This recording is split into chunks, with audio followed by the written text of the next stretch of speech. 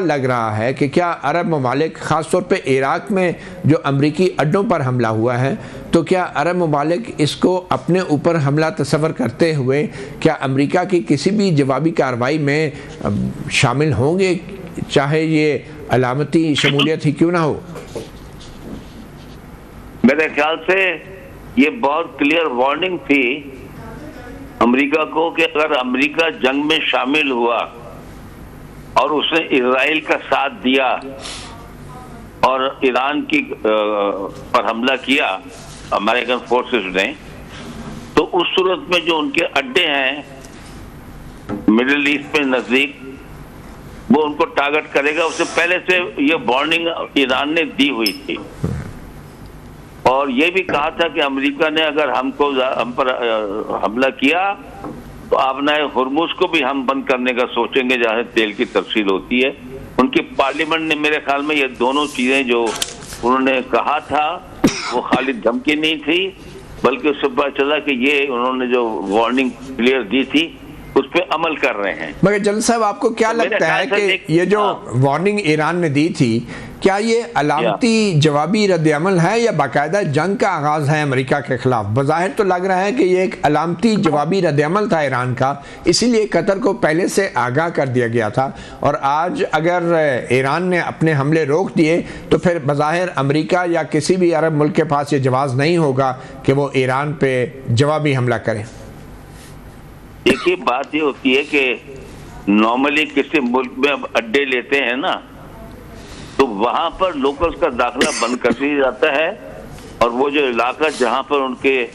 हथियार, गोला बारूद, हवाई जहाज सब खड़े होते हैं,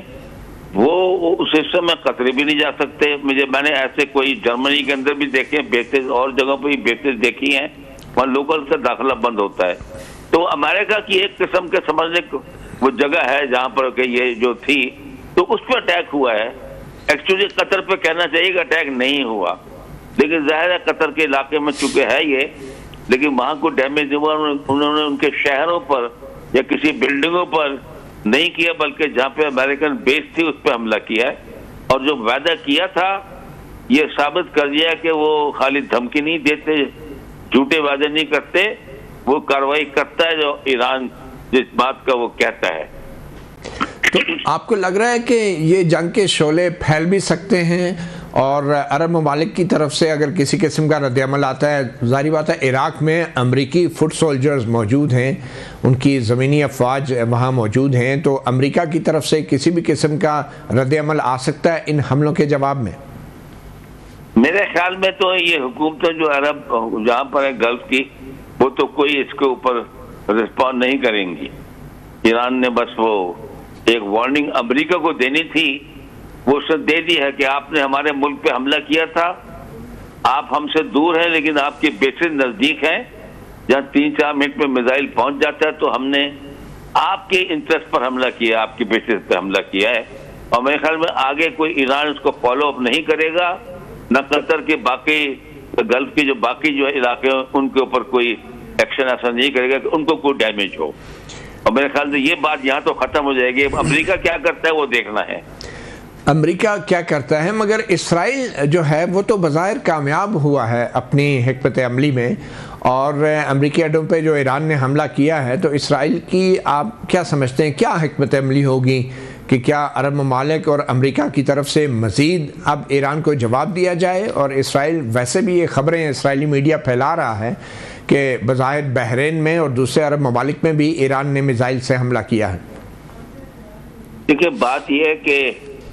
इजराइल तो चाहेगा कि जंग का दायरा फैले, लेकिन इजराइल को जो मुल्क तंग नहीं करते हैं या इजराइल कभी उनके खिलाफ कोई बयान नहीं देता है, जिनमें ये गल्फ कंट्री शामिल, उनसे बहुत अच्छे ताल्लुकात हैं,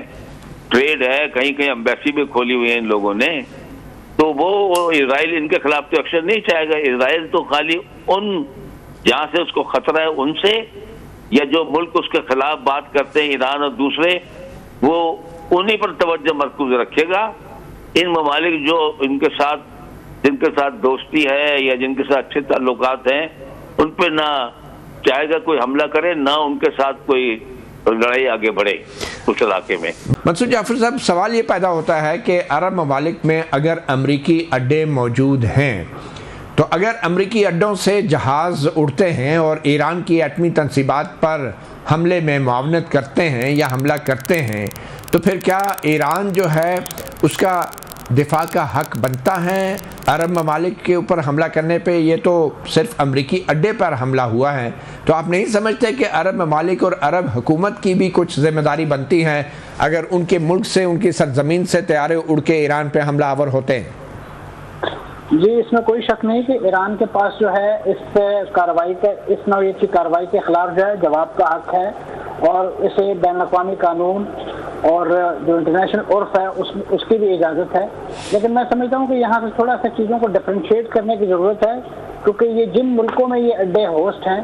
ख़ासतौर पे उसमें मैं बिलखुसूस इराक और कतर का जिक्र करना चाहूँगा जो इस वक्त हदफ बने हैं इस कार्रवाई का। इनके बहुत ही कॉर्डियल रिलेशंस हैं ईरान के साथ, और ईरान को मुख्तलिफ मराहल पे जितनी भी इंटरनेशनल डिप्लोमेसी के चैनल्स की रिक्वायरमेंट रही है, कतर ख़ास तौर पे उसमें हमेशा पेश रहा है। और उससे बढ़ के मैं समझता हूँ कि उनका जो एक वहाँ पे माउथ पीस कह लीजिए हुकूमत का, या अदरवाइज एक स्टेट चैनल जो है जजीरा जो है, वो जिस अंदाज से उनके कॉज को या उनके खास तौर पे उनकी जो कॉन्ट्रीब्यूशन टुवर्ड्स पैलेस्टीनियन कॉज उसको वो हाईलाइट करता रहा है, उसको देखते हुए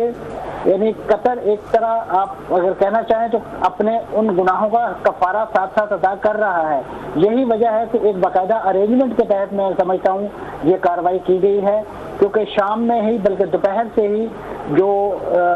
अमेरिकी एम्बेसी है कतर के अंदर, उन्होंने अपने स्टाफ को घरों में रहने की हिदायत कर दी थी, और इसी तरीके से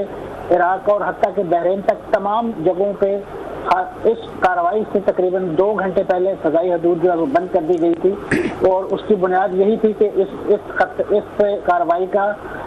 कम से कम कोलेटरल डैमेज हो सके, कम से कम नुकसान हो सके, और ये एक सिंबॉलिक मैं समझता हूँ एक एक्शन है ईरान की तरफ से। लेकिन बहरहाल इसकी इंटरनेशनल रिपरकशंस अपनी जगह हैं। कतर ने उसको रिप्लाई भी किया है कि हमारी स्पेस वायलेट हुई है, हमारा एक राइट ऑफ रिटर्न बनता है, हम उसको महफूज रखते हैं। लेकिन मैं समझता हूँ कि इस नौयत की एक्टिविटी कतर के एंड पे शायद ना की जाए, लेकिन अमेरिका इसको ठंडे पेटों बर्दाश्त नहीं करेगा, वो यकीनन कतर पर भी दबाव डालेगा, और अगर कतर ने इस नौयत की किसी कार्रवाई से पसों पे से काम लिया तो आपके इल्म में है कि डोनाल्ड ट्रंप साहब एंड कंपनी जो है वो बराह रास्त इस नौयत की एक्टिविटी करके, क्योंकि कतर बेस जो है वो कोई छोटी मोटी नहीं, 10,000 के करीब यहाँ पे अमेरिकन मुख्तलिफ उनके जो फौजी हैं, लॉजिस्टिक्स हैं, वो सारी की सारी यहाँ मौजूद हैं। मगर मंसूर जाफर साहब, आपको नहीं लगता कि कतर की हुकूमत को अमेरिका पे दबाव डालना चाहिए कि आप हमारी सरजमीन इस्तेमाल कर रहे हैं ईरान के ख़िलाफ़ अगर हमलों के लिए, तो आप तो हमारे मुल्क को ख़तरे में डाल रहे हैं, तो क्या कतर अमेरिका को रोक सकता है अपने हवाई अड्डों से किसी किस्म की ऐसी फ़ौजी कार्रवाई से? मेरा ख्याल है मतीउल्लाह जान साहब, इस वक्त जो जंग की डायमेंशन हमारे सामने आई हैं, उसके बाद तकरीबन जहाँ जहाँ पे भी इस नौयत की मेज़बानी हमें दिखाई दे रही है अमेरिकन अड्डों की, अदरवाइज अमेरिकन इंटरेस्ट की, उन तमाम को अपनी पॉलिसीज़ को रीडू करने की ज़रूरत है, रीथिंक करने की ज़रूरत है, क्योंकि इस वक्त इसराइल और अमेरिका ने जिस तरीके से टारगेट कर रखा है ईरान को, तो अगर तो ये पॉलिसी इनकी दो बदू जारी रही तो ऐसी सूरत में मैं समझता हूँ कि किसी भी वक्त इवेंचुअलिटी जो है वो रूनुमा हो सकती है। और अब अगर इस नौयत की सिचुएशन वहाँ के अवाम के गमो गुस्से को हवा देने का बायस बनी, तो फिर उन मुल्कों के लिए ज़्यादा मुश्किल हो जाएगा ईरान के हमलों से ज़्यादा अपने अवाम का रद्द अमल काबू करना, और इराक के अंदर ये सूरत हाल थोड़ी बहुत देखी भी गई है।